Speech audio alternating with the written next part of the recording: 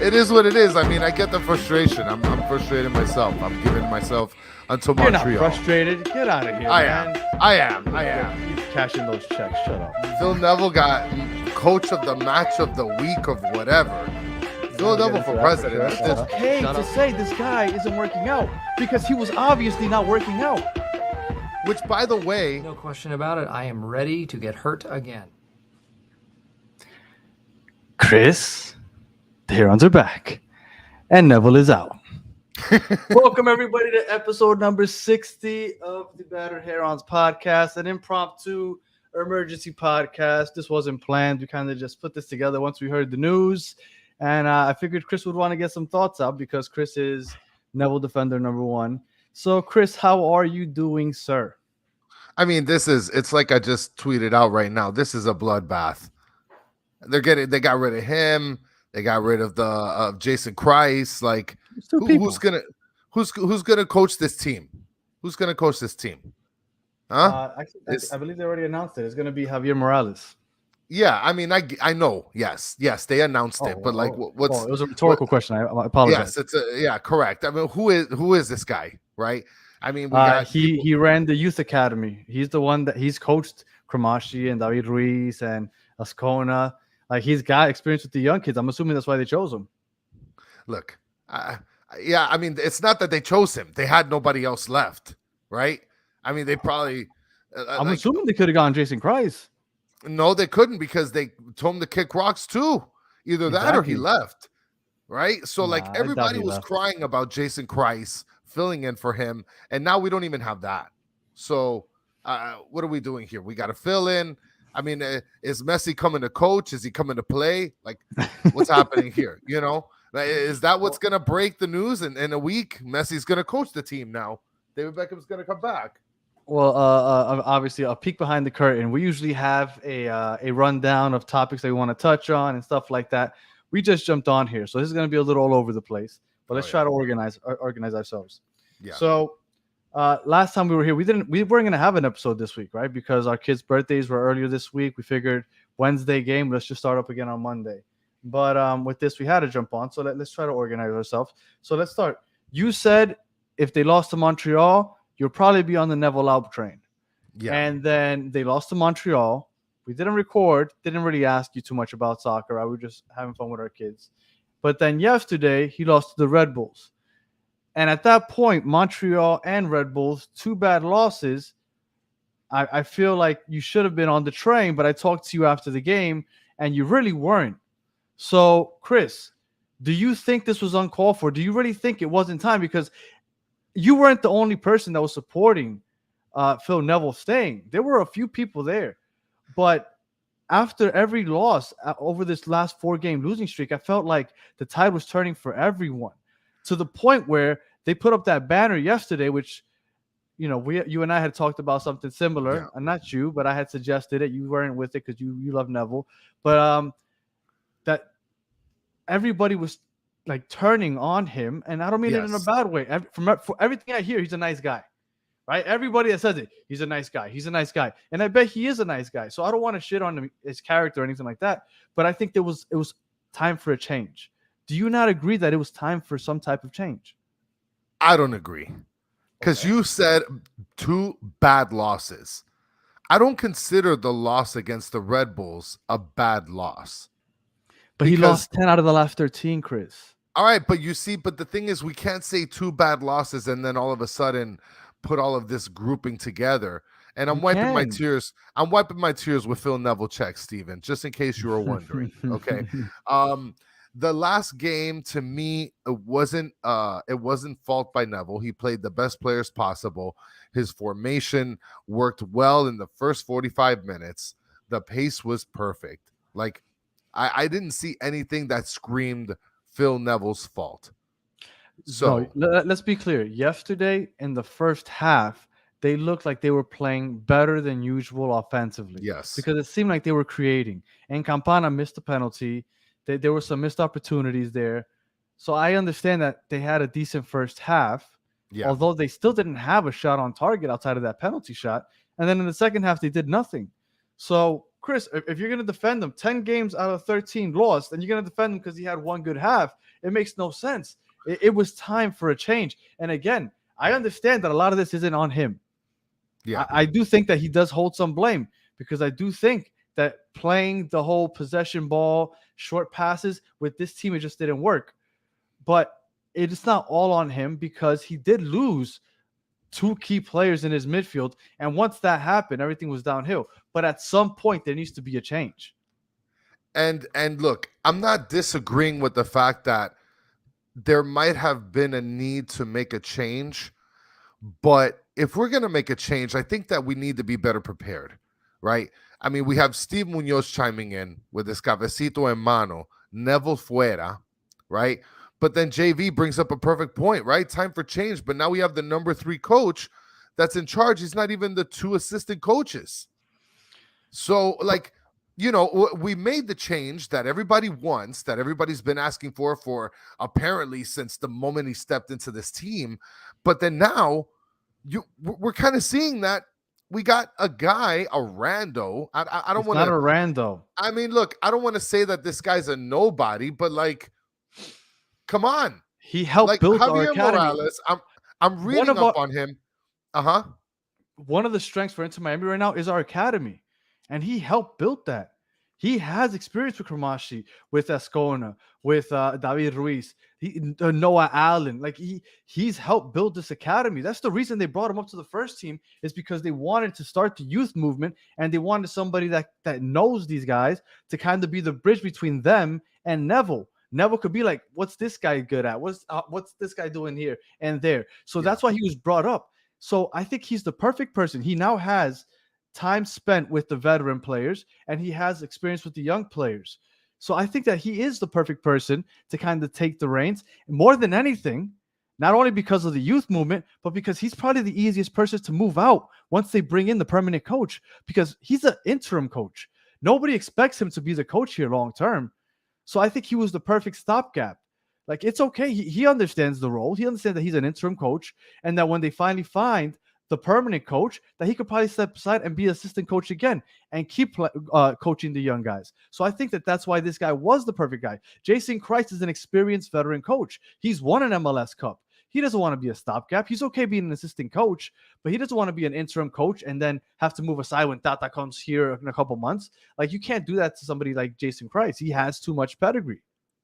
I mean, so what? Are we going to bring in Federico Higuain if this guy doesn't pan out? No, I think that this guy is going to be the guy that stays there until we find our permanent head coach. I just don't understand how people can start saying this guy's going to be that guy when that guy is a no guy. I have no idea. Saying he's going to be that guy can come guy. and punch me in the face, and I will have no idea who this guy is. Absolutely none. And I appreciate that you said that, because it gave me like a minute, and I will have a picture of him up. So just in case. No, I found a picture. I found a picture of this guy. So now you know. If he punches you in the face, then you do know who he is. So stop talking crap. I mean, I kind of will, but not really. Like, who are you, guy? You're a nobody. Like, come on. No, he played for Real Salt Lake. You know what the crazy part is? He has experience as a player in MLS. Go ahead. Everybody that talked about getting Neville out all brought up names and names and names and names. So many coaches available, Tata and all these other people. But now, I mean, yeah, look, this guy's kind of a cutie pie, whatever, you know. But aside from that, I mean, we're talking about that's Javier Morales. For those that don't know, he's our new interim coach. Yeah. For the people listening in on audio, that we just put up a picture of this baddie, and look. I personally, just looking at this, when you're making a change like this, you got to be prepared. And if we're bringing in interim coaches and assistant to assistants, I mean, we're basically hiring Dwight Schrute. That's what we're doing. Dwight Schrute is running the show now. All right, Dwight Schrute running the show. Let's talk about the elephant in the room, though. What's the elephant in the room? Well, we've been trying to avoid for the last couple of months on this show. Messi. Everybody's talking about how in the next couple days or maybe week or two, it's going to be a decision made. we always said that Messi would probably be the guy that chooses the next coach. And now I not to toot my own horn, but I will toot my own horn. I'm gonna He play might back a clip from he might December be the next 1st. coach. He might be the next Messi. coach. How about that? Yeah. This was one of our episodes from December 1st, right, of last year when nobody was really listening. So it's kind of My talking to myself. theory, Wilson. My theory was he got a 1-year contract because I think there's a possibility that Messi comes and they're gonna let Messi choose who the coach is. That's my theory. Now, this is my other theory that I've just added on to. You just I gonna think give this Tata one up right Martinez. now? Yeah, I'm just making it up. I think Tata Okay, Martinez fine. ends up coming and coaching the Inter Miami team. Now that he's out of Mexico, This guy over here. he has a history. He has a But history. he's got theory. I've been saying Tata since I found out that Neville signed the 1-year contract, because everybody's like, oh no, but Neville's going nowhere. Beckham and the front office love him. They care about him. No, they don't. If they did, they would have given him more than a 1-year contract. He had to have a phenomenal season to keep this job. And even then it was in jeopardy. Once Messi was on the table, Neville's destiny here was all but sealed. You knew he wasn't going to be here past this year. And once he had a hard start, you knew that he wasn't going to finish this season here. Tata is the obvious choice because of the history that he has with Messi. He's had success here in MLS, but he's not going to come from one day to another. They just made this decision to finally let Neville go. If Messi decides to come here, I am almost 100% sure that Tata will also follow suit and be the next coach for Inter Miami. But now we were talking in the last couple days, and there's been some rumors about how we're gonna have to front the bill for Messi to play with Barcelona, Nah. right? Or at least help front the bill. Nah. And then in 2 years, when he's ashes, he's gonna come play for us, right? No. Like at that point, so are we gonna get the perfect combination of Tata and Messi in basically coming in as a older person, 2 years older, by the way? Look, maybe I'm being very naive, and that could be it. Maybe I am being very naive, but I refuse to believe that trying to start like this global brand or whatnot, that they're going to put a pause on it for 2 years, or everybody says 18 months, but 18 months would mean that he would be coming over in January. He's not going to leave Barcelona in the middle of a season. That's not going to happen. So he either comes in 12 months or in 24 months. He's not coming in 18 and he's not coming in 6. So it's either next year or in 2 years. And I don't want 38-year-old Messi in 2 years. And I don't think that I would assume that Jorge Mas and David Beckham and all these people making these decisions are smart enough to know that if they're going to make this global brand, that they need to start winning soon, because it's turning into a joke. Because they said they were going to be a global brand. Beckham said he's going to attract the biggest players in the world. The biggest player he's attracted is Higuain. And nobody wanted that guy.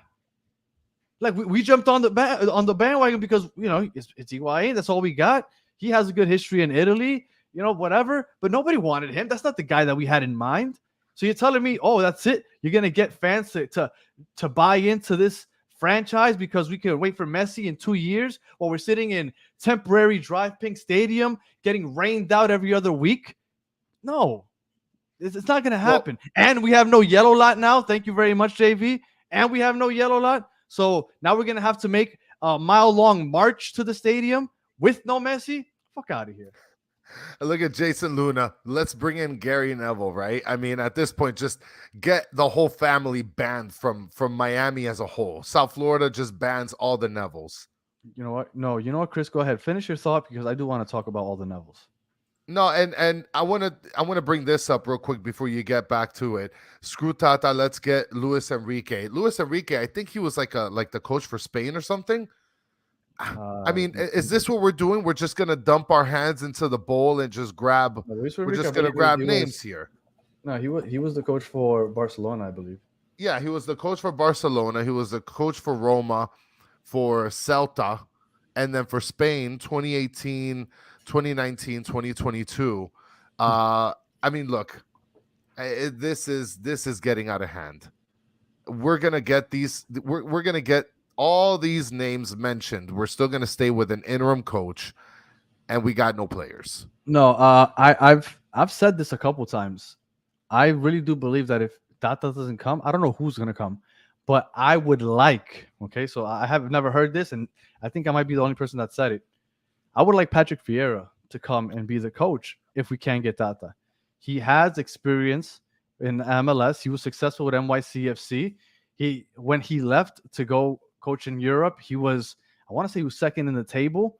Like, he has experience and he's been successful. I know his 2 stints over there in Europe weren't good, but I think that because he has experience here and he's been successful here, I would love to see him come back. That's a veteran name. That's a big name that people might, when you're gonna try to attract big name players, you don't want to attract big name players and tell them, hey, you're gonna play for Javier Morales. Like, that's not gonna work. You need a big name for players to want to play for them. Go ahead. Well, that's not going to fit the whole brand of Inter Miami where they're trying to go big or go home. I don't think it's going to fit that brand. And then, if you're not going to carry on the thought, I was just going to bring up this comment here.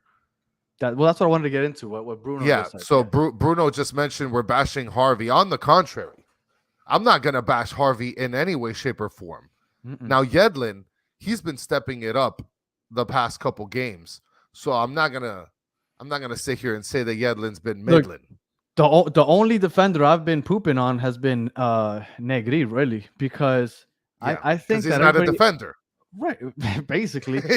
He's not a defender. Individually, I think that we have good players. Just as a unit, we just haven't been playing well. And I wanted to get onto the Harvey Neville thing because I thought it was ridiculous that he got booed yesterday. Yeah. Like, I think that he's played well. Has he played like an absolute all-star? No. But I think it's stupid to go ahead and boo him for no reason.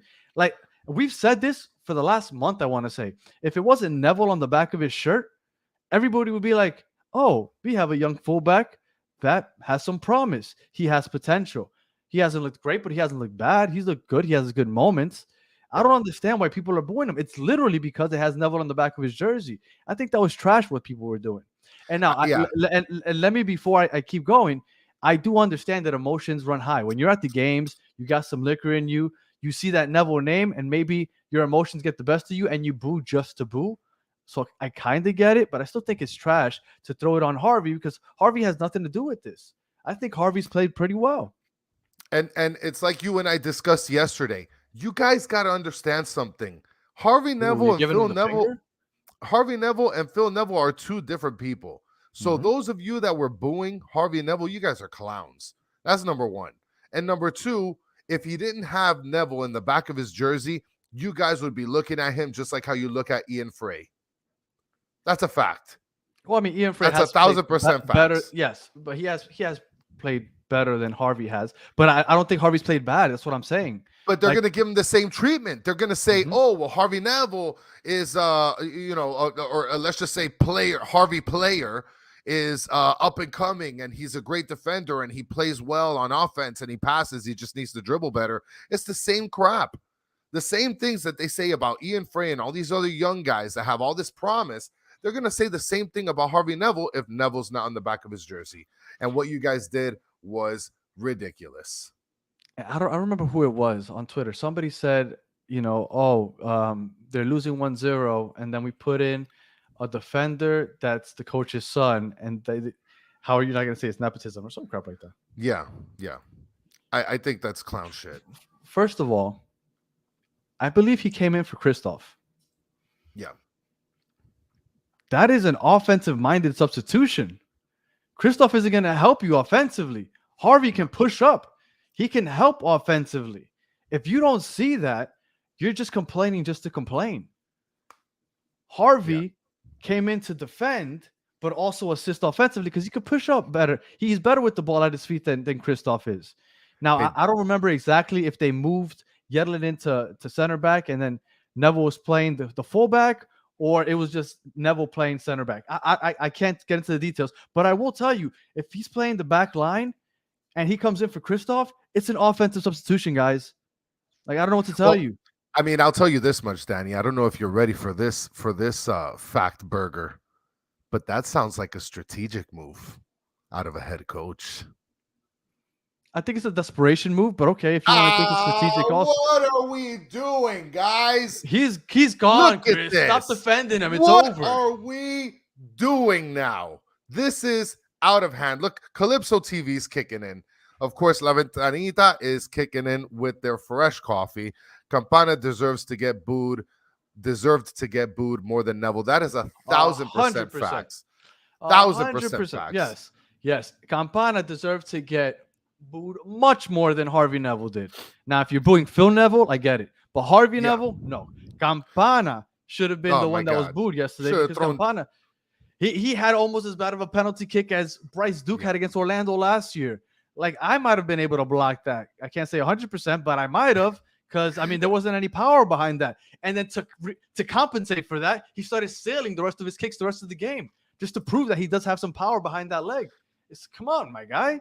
Listen, I don't want to say, Steven, and Steven's chiming in here in the chat, the whole team was tough to watch yesterday. I don't want to say that the whole team was tough to watch.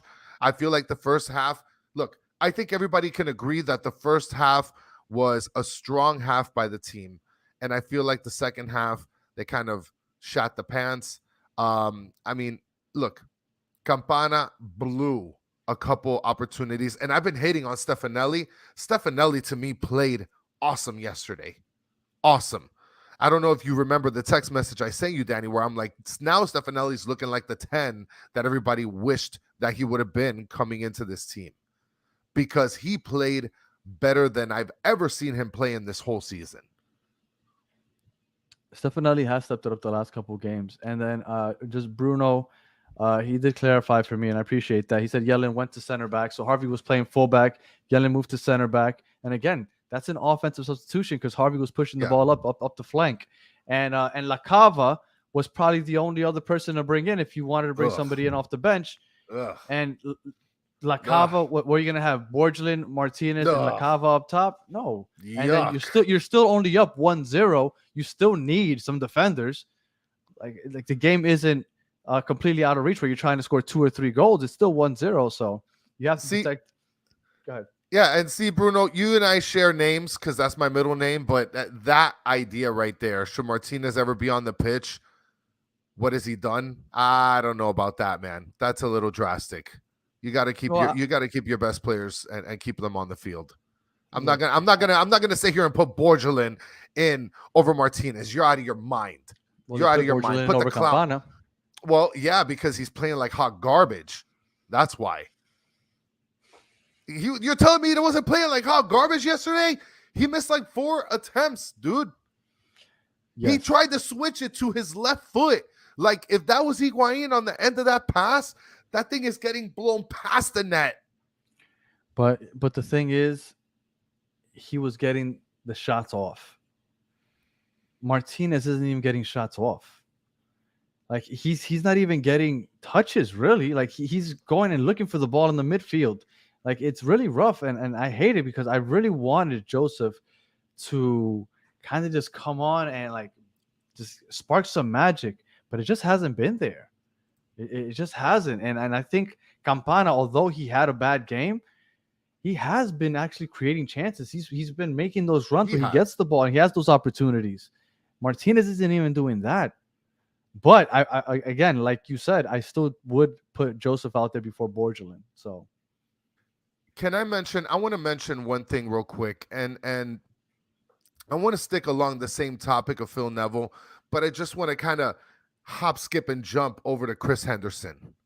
Okay, because if you've noticed, the influx of players that have been replacing people that have been going down or playing like hot garbage have been academy people. What is Chris Henderson working on? You're saying that the academy players are playing like hot garbage? No. The people that are playing like hot garbage, that are getting essentially replaced by these academy people or the people that have gotten injured, right? What has Chris Henderson done in the background, or what is he working on in order to better this team? He brought in Dixon Arroyo. And I mean, although he hasn't been all world, but he's been a decent replacement for what we were missing with Gregory. I mean, but when is it the right time to start questioning Chris Henderson? Right? Because here we are. Hey, Chris, Listen, I don't know. I was saying that back in Listen. March, and you and everybody else was pooping on me for saying it.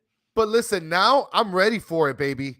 I'm ready for it. And all you report, let me tell you something. All the people that go to report on this team, the moment that this press conference happens, you guys better be freaking ready for these questions. Because if I hear softballs after this meeting or whatever, because today apparently ownership is going to have like a video Zoom chat with supporter groups, right? Because they're going to tell the supporter groups first before they tell reporters and they publicize it. Like, what are we doing? But when they do have this press conference, you guys better be ready, reporters, because if you guys are going to ask shitty questions, it's going to be bad news. What kind of question would you ask, Chris? I mean, listen, I'm not the reporter though.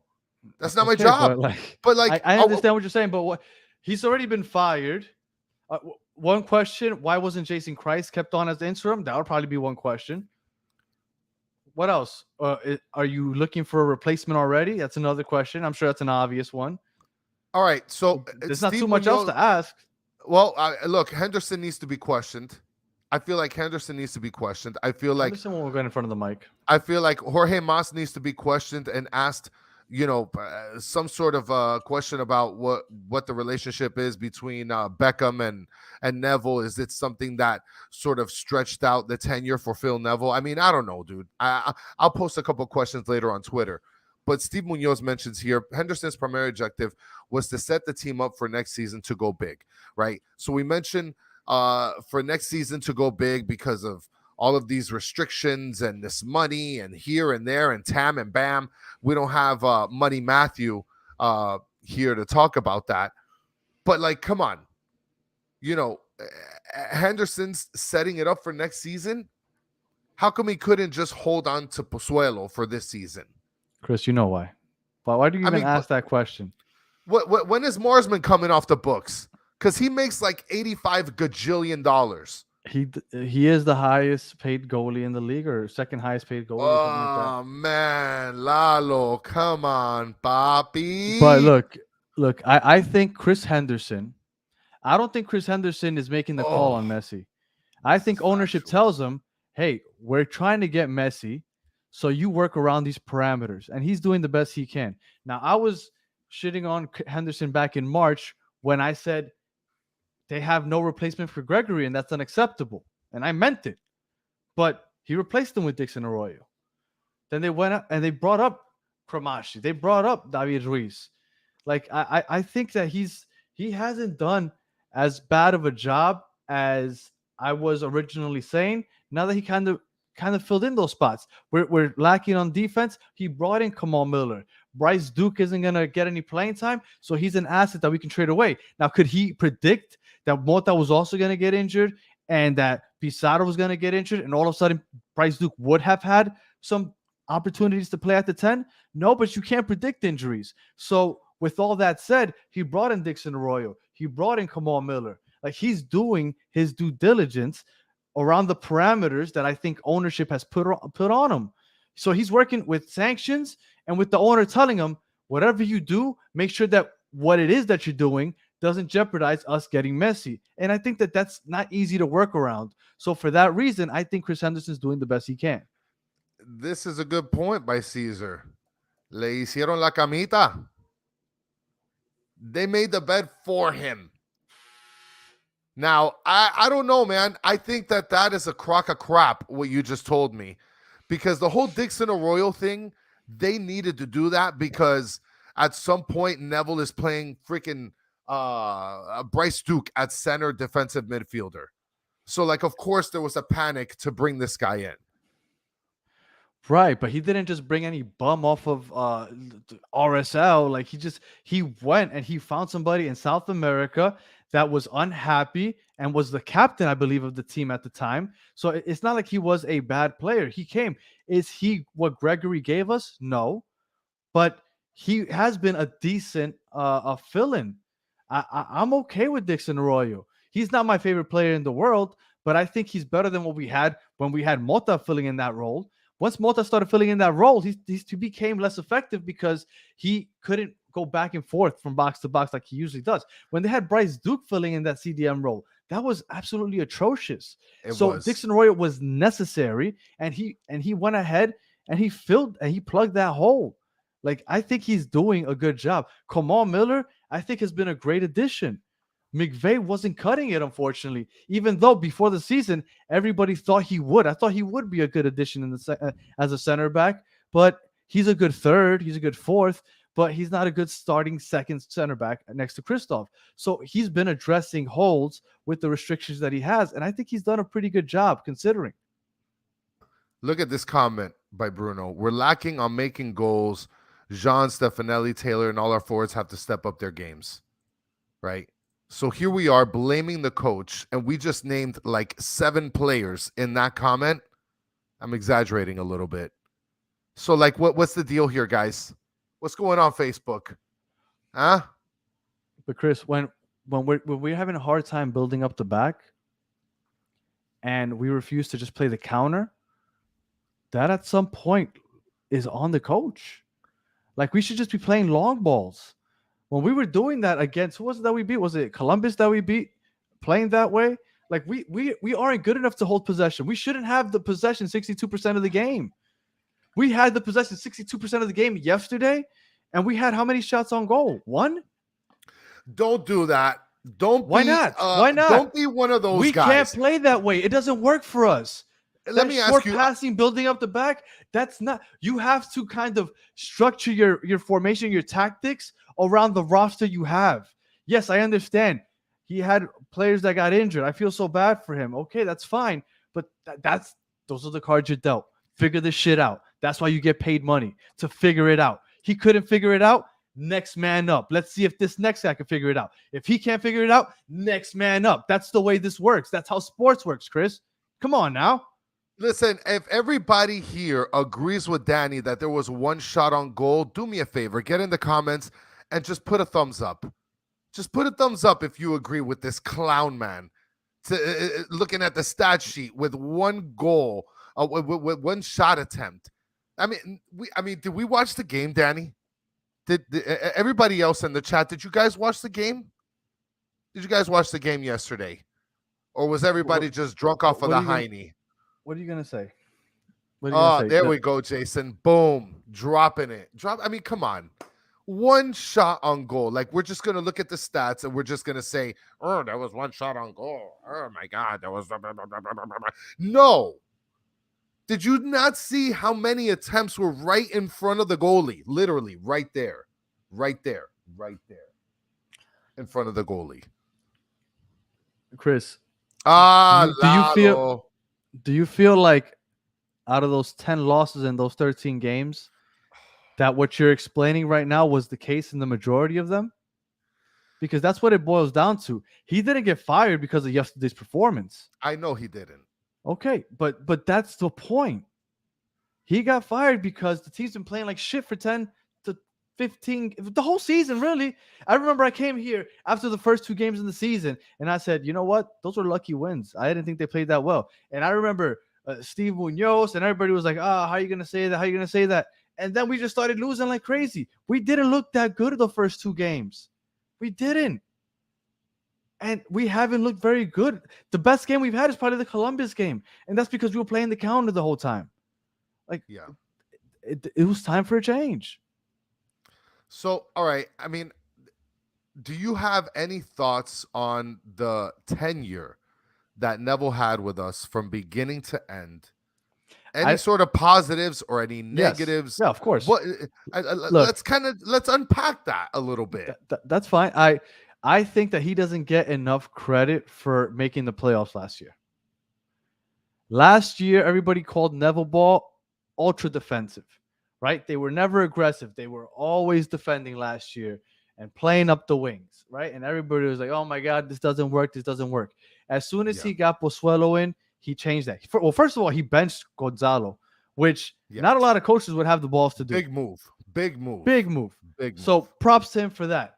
He played Campana. Campana started playing well. They brought in Pozuelo, and then he said, you know what? I finally have somebody that I could build up the middle with, and he stopped playing up the wings. He started making Pozuelo the center of the offense, and it worked. And that brought Gonzalo Higuain back to life. And that is on Neville because he changed that. We were always building up the wings until we got Pozuelo. And he didn't just say, oh, we got Pozuelo, but I still want to play up the wings. No, he said, okay, I have somebody that I could play up the middle with, and then he changed that. So he gets credit for that. And I think it's crap that people don't want to give him credit for that because he does get credit for that. I think he was a big part of the reason. Obviously, Pozuelo is the biggest part probably, but he gets a big part of why we made the playoffs. Nobody thought we were going to make the playoffs last year, especially the way we started. What was it? We had 1 point in the first 5 games, and all of a sudden we made the playoffs. Like, it's unfair to say that he doesn't get any credit for that. So I give him credit for that. But this season was a disaster. And a lot of people chiming in the chat. We got Mr. Miami Knight, which chimes in. The young guys' development, also a plus, which the fact that he gave the young guys a chance. Yes, I also agree with that. Caesar's mentioning he was at the game. It was essentially what your comment says, Caesar, is it was a complete shit show. We were long 70 meters from defenders to attack. It's a horrible way to play. Super 1950s. And then Bruno chiming in with the Higuain also got in top shape and healed from his plantar. Basically almost got his freaking knee blown out. Remember, Danny? Remember that play? Almost got his knee blown out, baby. Yes, I do remember that. Yes. So I give, and I'm new to this team. I didn't watch this team from the beginning like you did. But one thing I do have to give him credit for is not only adjusting when he got Pozuelo, and I feel like he should have gotten more credit last year when we made the playoffs. 100%. But it's easy to discount the credit from him, especially when the acquisition of Pozuelo automatically turns into a successful second half of the season, right? So it's a little bit of both, and then you have Higuain finally turning the corner, having somebody that can supply him, with good passing. This year, I feel like everything worked against him. You had 2 critical injuries. You lost Pozuelo from the get, so you knew that you weren't going to have anything solid in the midfield. Campana got injured. Yeah, Campana got injured a couple minutes before the first game. And look, I'm not sitting here trying to defend Neville in the sense of just saying that it wasn't all his fault, because he has fault. I'm not going to take away anything from the players, and they're good, but he does have fault, but he's not 100% at fault like everybody thinks. No, but look, if out of 29 teams, out of 29 teams, I look at this roster, and this team shouldn't be the 3rd worst in the league. Listen, it's the worst in the East. Like, this team, the roster, it shouldn't be that bad. I think we could all agree our back line is pretty good as far as individual players. Our goalie, I want to say, is the best in the league. Yeah. So we have a solid defense. Arroyo, a decent 6.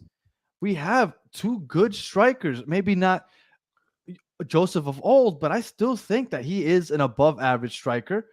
Campana, I think, is also.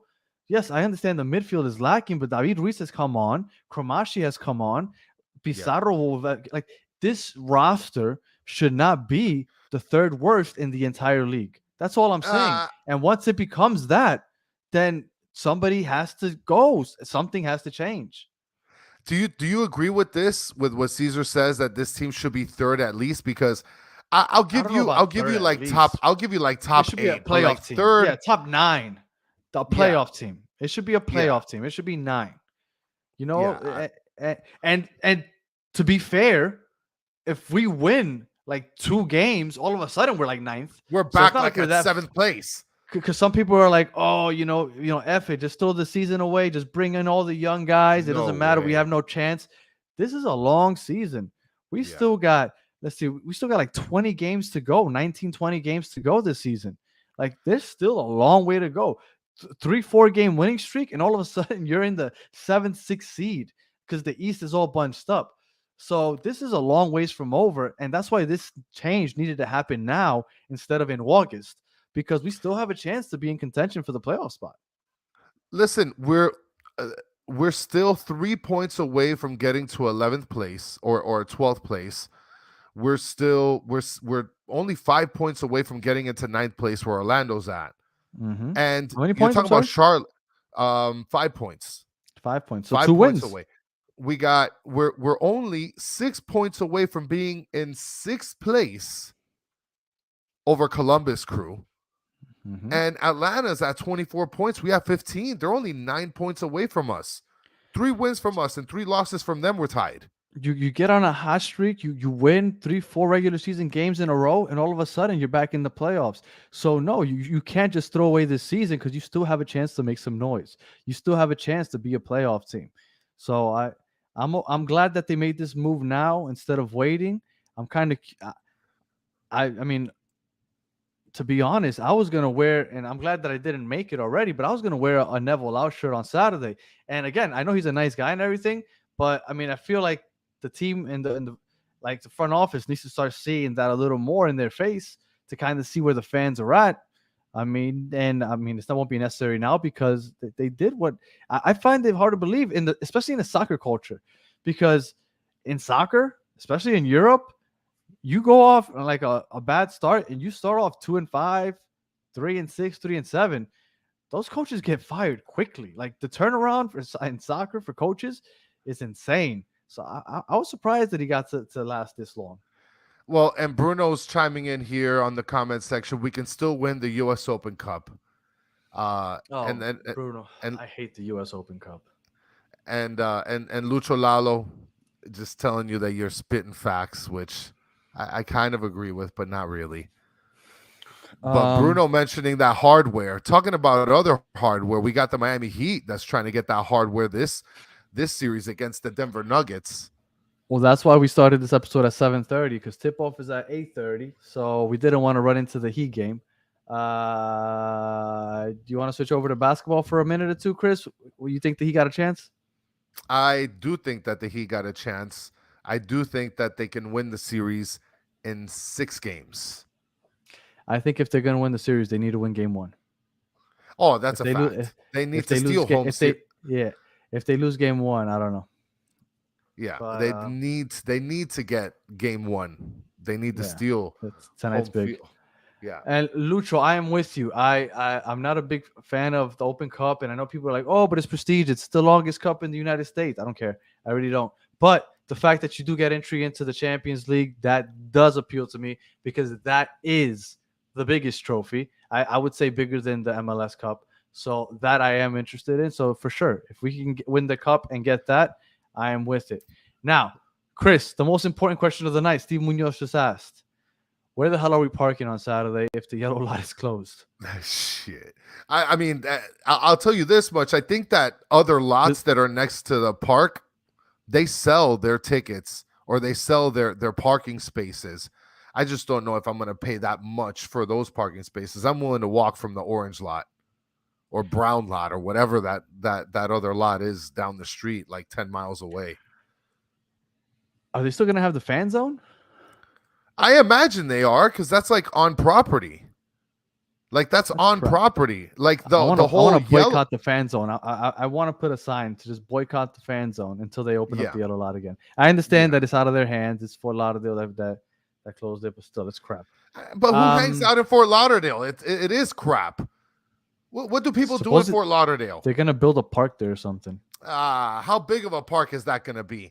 And who the hell's going to go to that park? I mean, I don't know. Maybe I just don't know enough about Fort Lauderdale. You know what, Chris? And I'm not sure why you and I didn't consider this, but we should probably talk about DC United since it's the game coming up on Saturday. Yeah. Well, DC United, I was talking to my son about it, and I think that for sure we're going to steal the win against DC United. I can't wait for this game, not only because it's a home game, but it's also for the fact that this is going to be the first game that Neville is not coaching your Herons. So that's going to be pretty entertaining. You're going to have a lot of people looking into this game. We got Lucas wishing everybody a good evening.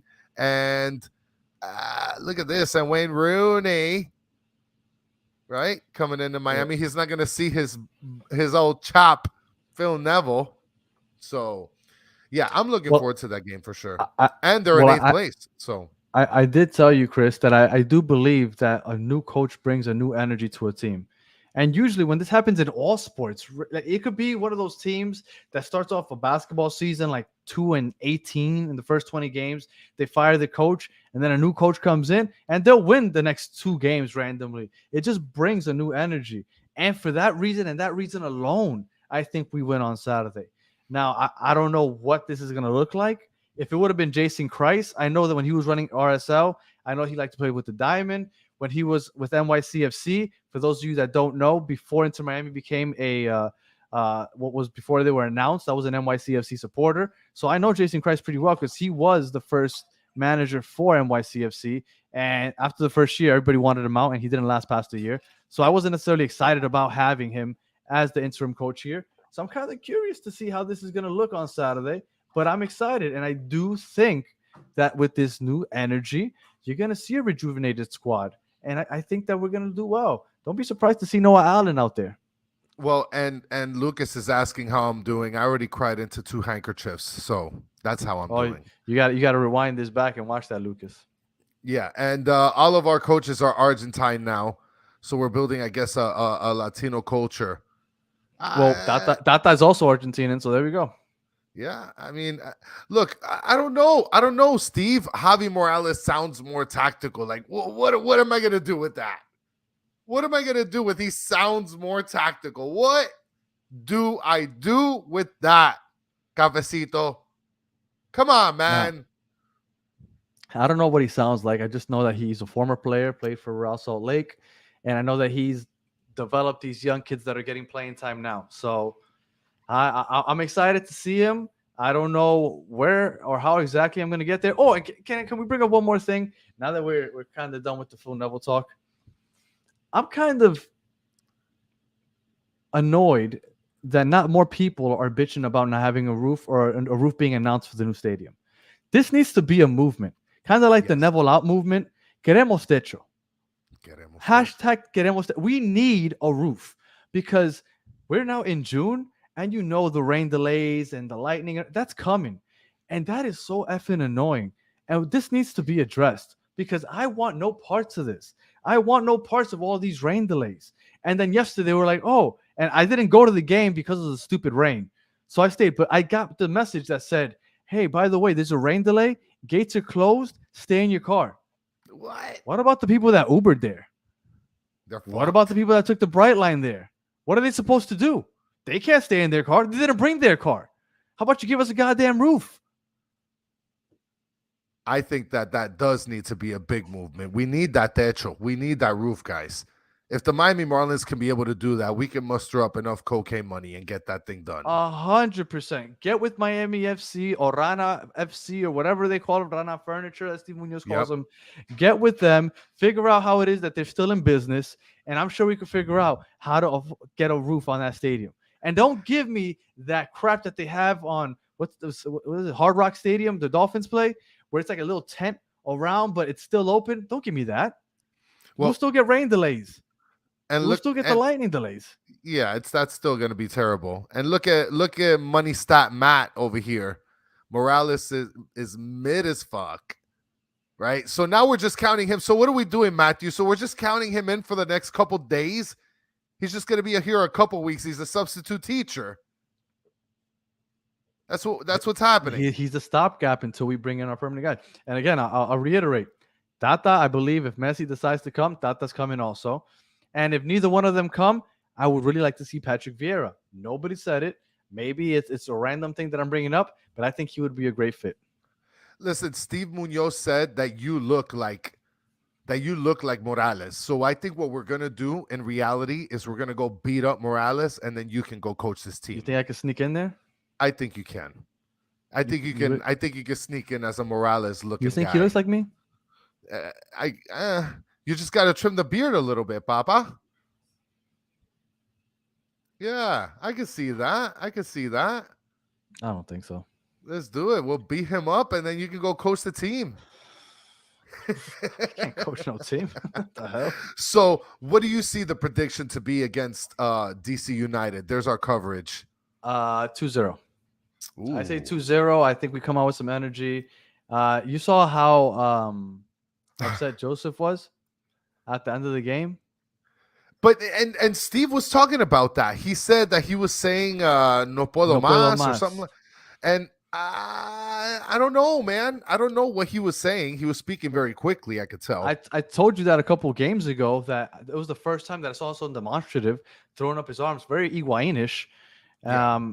So I was surprised that he was doing that a couple of games ago. So maybe he is getting fed up. Oh man, JV's coming out the block. Look, I'm trying to be With a conservative, but I really do banger. think it's going to be a big win. And maybe it's going to be pie in my face, and we'll talk about it on Monday when we have a Trav from Trav Chats on here on Monday with us as our special guest. But I really do believe that a new coach brings a newfound energy, a new voice, and I think that we're going to come out and perform. And DC United aren't necessarily world beaters. DC United is what? 5-5-6. So they have 5 draws and 6 losses. They have 20 points. So they're not, like I said, they're not world beaters.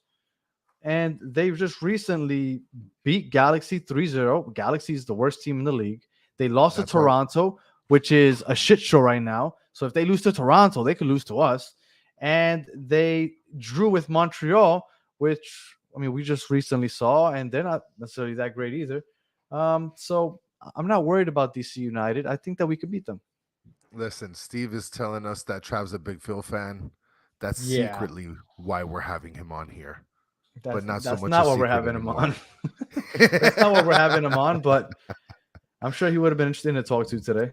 You know what? I cannot wait. I really hope we win this game. But imagine how the Facebook group and all of you fans out there. I need to that join hate this Phil Facebook group Neville. that you talk about so much. Listen, man, yeah. You're always talking you about the should. Facebook group. I need to join this Facebook group. Because, man, they're just so flippy floppy. Like, there's only a couple people that are like really consistent, which is like nice.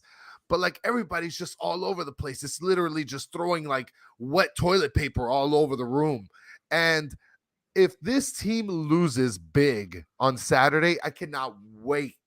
I cannot wait to look online to see all the commentary. I cannot wait. You know what sucks about this is that I know that deep down inside you hope we lose on Saturday. I know you do. I know you. I know you very well, Chris. I know that a part of you is like, yeah, I want them to win. But deep down, you won't say it out loud. But you want to come in here on Monday and just start yelling about how he lost. He lost. Look at Connor is the next Mr. Cleo here. Not even a Miami fan. He saw this coming for a while. Connor, we need you to Connor, get on with us then. You're not the only one. Believe me. A lot of people saw this coming. We were just surprised that it was taking so long. And I don't know how much longer it could have gone. All right, Chris. And Matthew went to Montreal. And he got Montreal. How was that? Well, look, I'm talking to him through chat. I'm going to start asking. Yeah. How was it? Yeah. All right, Chris. You got anything else for the people here? Let's go Heat tonight. Mm-hmm. And see you on Saturday with a Phil Neville-less Inter Miami Herons. If it rains on Saturday, we're gonna make that long march. Is that gonna be the new tradition? You know how some teams march to the games. Is that why Inter Miami did that to force us to march? Yeah, because I mean we have no other choice. Bring your drum set, Chris. I'm bringing it. Bring your drum set so we can march from where's the orange lot? We're gonna march from the orange lot down to Drive Pink. We're gonna march from the Bright Line train station. Fucking stupid. Phil Neville. I'm very, very upset. Look, I can't. Well, Chris, if you had to, what do you want to see? We'll end it with this. What do you want to see on Saturday? I want to see us do terrible. Oh my God. All right, I'll tell you. I hope that we see a counterattacking offense. I kind of wish we had somebody on here that follows the academies, and I know that I want to say Inter Miami podcast does a pretty good job of keeping us up to date with the academies. So shout out to them. I wish I would have asked one of them to come on because I'm not too familiar with Javier Morales and how he plays. So I'm kind of curious what he's going to look like. I would like to see a 2-striker set with Campana and Joseph, but kind of playing the the counter-attacking system, and we'll see. And Matthew said that he follows the academy, but that can't be good because he said that Morales is mid. So we'll see. And we're gonna have to ask Than and Trav, but we don't have them on here right now, and they haven't joined, so we can't. So maybe they'll have something on. I know that Solana and oh my god, the name of his show is slipping me right now, but I know he's coming on either right now or soon. On This is Football, and he might have some info on it. I know they're coming on tonight, so you can check them out, see if they have any info on Javier Morales. All I know is that he ran with the academy players. I'll tell you one thing I am looking forward to speak seriously. I'm waiting to see if this new coach and new coaching staff is going to do something different to bring out the talent from the midfield. And I wonder if Pizarro is coming back. That's a good question.